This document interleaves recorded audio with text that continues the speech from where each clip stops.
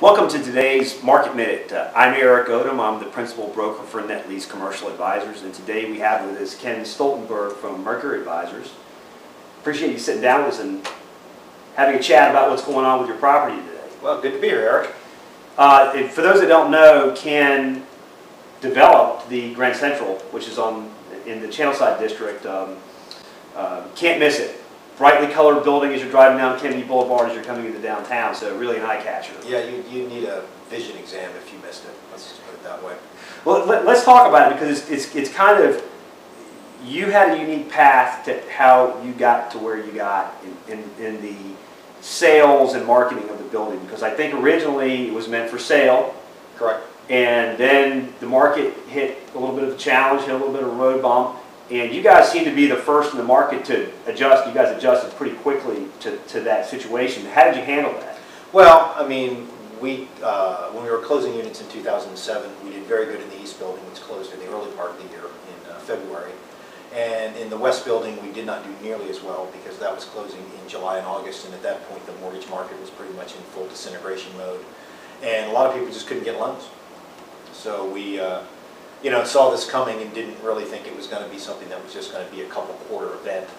So as soon as we had closed the last unit, we hung out the for rent signs and into the rental business we went, which isn't something that my partner and I have built apartment complexes and leased them and managed them for years. So that wasn't something that we were unaccustomed to. Okay, so you guys were comfortable with the apartment complex situation, so it was pretty natural for you to go from a sales situation over to an apartment situation. Absolutely. Yeah, and it's interesting because I know that you seem to be the first one to sort of pull the trigger on that. And then everybody that knows the market in downtown Tampa, there's a lot of residential tower condo development that was going on, probably a little bit after you. But a lot of them seem very late to the game in trying to convert over to the apartment complex or the rental situation. Do you think that's a fair assessment? Or? Yeah, I would tell you that, and I know all those guys, a few of them wanted to convert to rentals, but their lending institutions did not let them do it. Gotcha. How we solved that problem was we didn't ask. You begged for forgiveness? Yes. Perfect.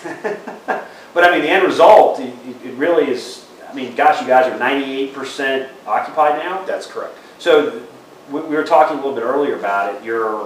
You managed to sell about 50% of the entire amount of the residential space. That's correct.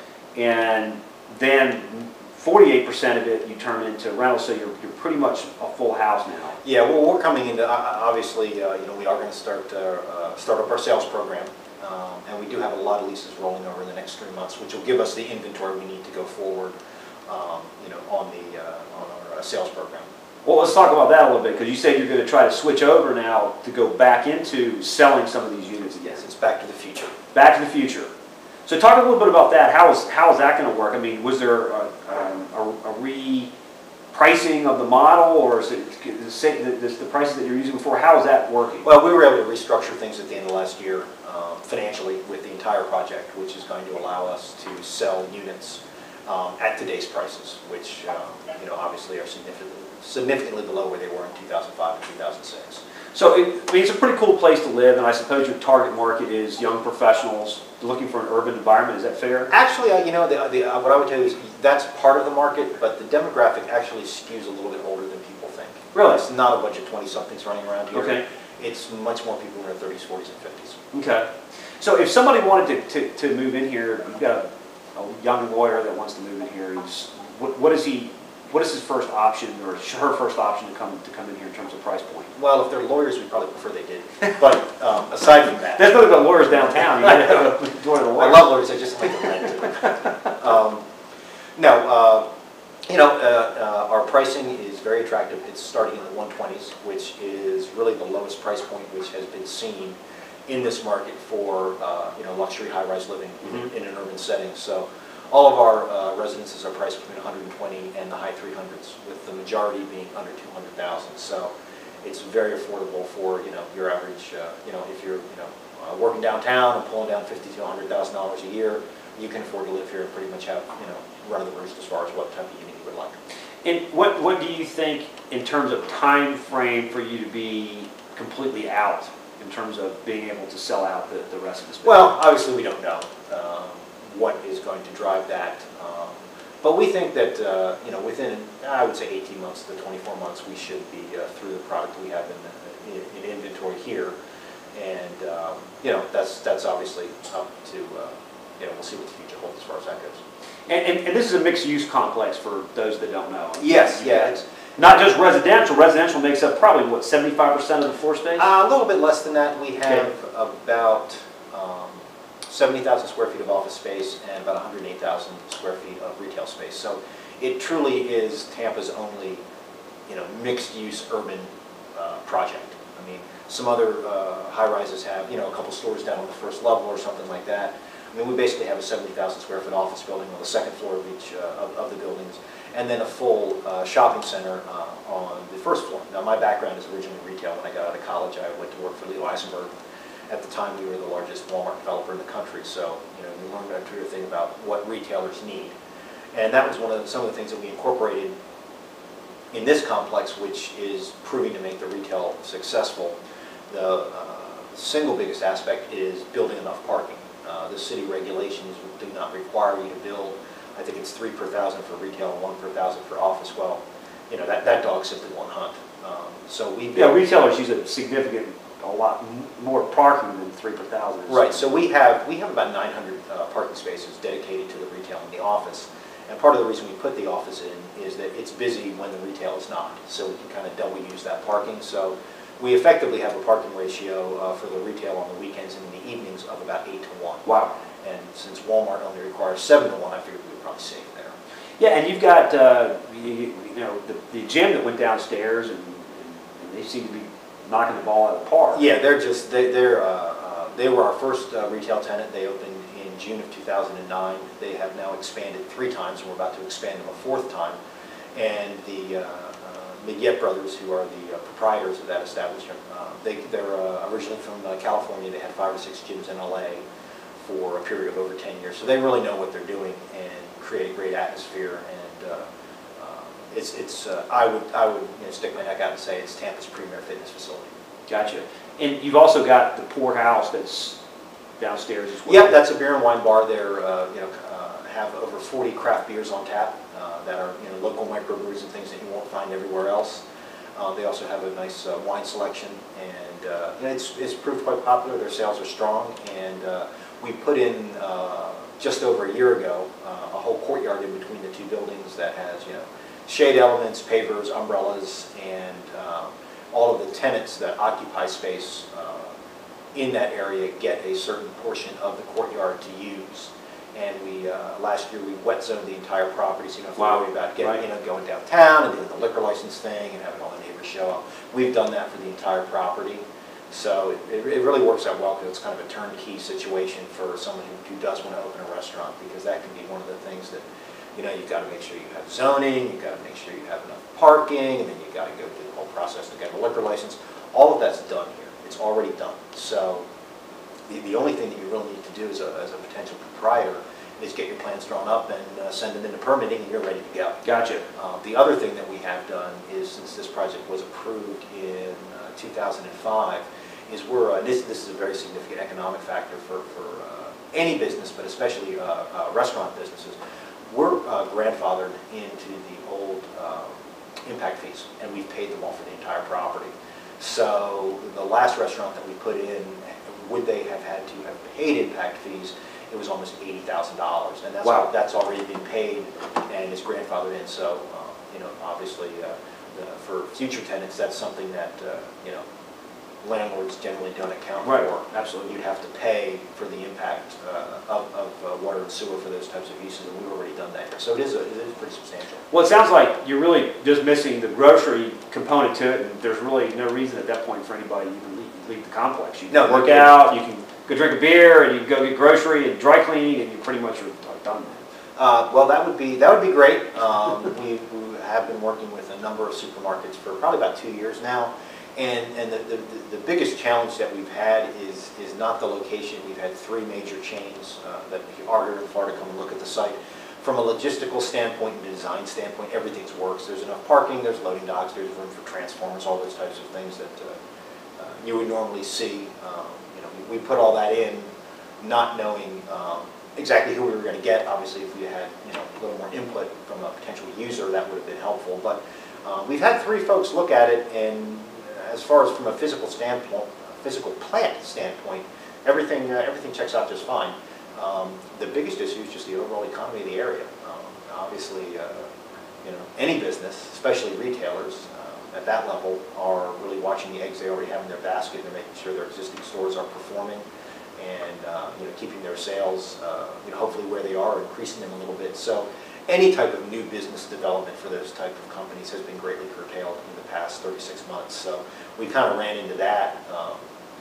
That's been the biggest issue. So I don't have any doubt we will get a grocer. It's just a question of when. What's the straw that essentially breaks the proverbial camel's Well, back? I think the market is there. If you look at the Channel District downtown in Harbor Island, there's over 10,000 households, and that seems to be the number that everybody looks at. So we're at or above that point.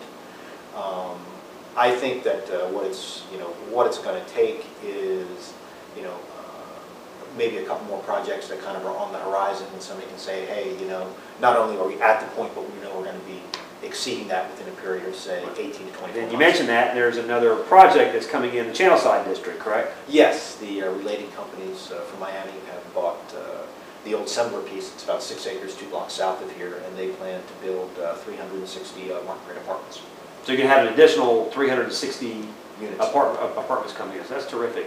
What else is happening in the Channelside District that might be of interest to folks that's coming down the pipeline?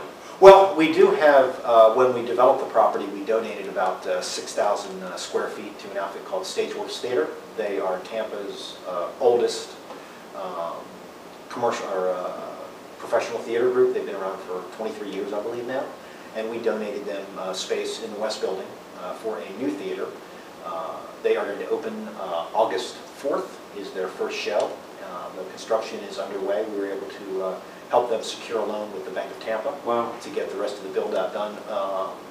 Total project cost is about $1.2 million, and it's going to be a first-rate theater, and they're going to have over 180 shows a year. They also have a youth outreach program where they help underprivileged children, which is a really neat thing. And they also offer the space for if you were to have a conference or an event and you wanted a stadium seating venue for a presentation, you can rent that space out as well. So, and I probably should be careful saying this because you'll have every philanthropic organization pounding on your door, but you guys have always been very generous to the local art scene, and not only with Stageworks, but also with Gasparilla Film Festival, and you donated space for them to have office space. And sure. And so that's, I know that the arts community has been grateful for what you've done. Well, with the theater, and I think with any type of arts contribution, you can't put a dollar figure on it. Well, we could put a dollar figure on Stageworks, but as far as how it enhances your project, but one thing I do know is they're going to have 180 shows a year. And they're also going to, like I said, they have an outreach program, and they're also going to open it up during the daytime for various business groups as presentations. Those are eyeballs and footsteps, and those eyeballs and footsteps, when they get... Gotcha. So it's not all altruistic. There's some business motivation there. It's just a tad bit. Okay. So those folks are going to want to go to a show, and they may want to get a meal before or a drink afterwards, or a cup of coffee or something like that. So anytime you can add eyeballs and footsteps to a retail project, that's what you want to do. Terrific. And this very effectively does that, on more than 50% of the days of the year. That's awesome.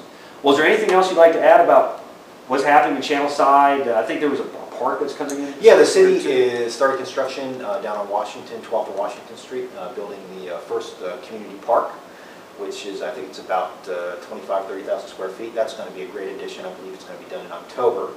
And the city has also now started the streetscape improvements on Washington Street. They're about halfway done right now. That work will be done in October. And that will really give folks, obviously one of the things, being in the development business, you want everything done yesterday.